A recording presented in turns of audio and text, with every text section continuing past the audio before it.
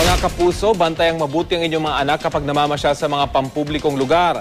Sa isang mall sa Maynila, isang bata na naman ang naipit ang kamay sa escalator. Narito ang aking report.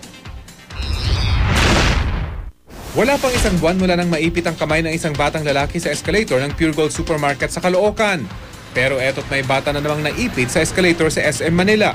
Ayon sa mga nakasaksi, kasama raw ng bata ang kanyang mga magulang pababa sa escalator nang mangyari ang insidente. Naipit daw ang kamay ng 2 taong gulang na lalaki sa mismong hawakan ng escalator na agad umunong ipinatigil ng nakabantay na gwardya.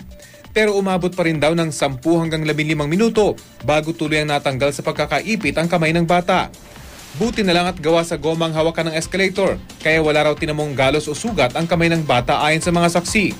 Tumanggi mo nang magbigay ng pahayag ang pamunuan ng naturang mall.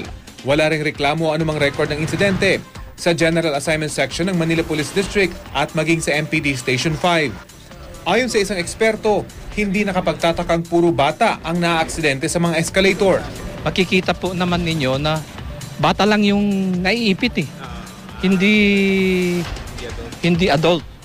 Kaya may kung minsan baka yung gamit ng bata na tsinelas o sapatos manipis o kaya may mga borloloy. Kung magkaaberya, may emergency button naman para pahintuin ang ilang escalator. Pero mga eksperto lang daw dapat ang gagamit nito. Kaya hindi pinapakita po sa general public yun kasi baka kalikutin lang po eh. Kaya maintenance lang po ang pwedeng gumamit doon. Payo ng eksperto, sundin ang mga karaniwang nakapaskil sa mga escalator sa ligtas na paggamit nito at bantayan lagi ang mga bata.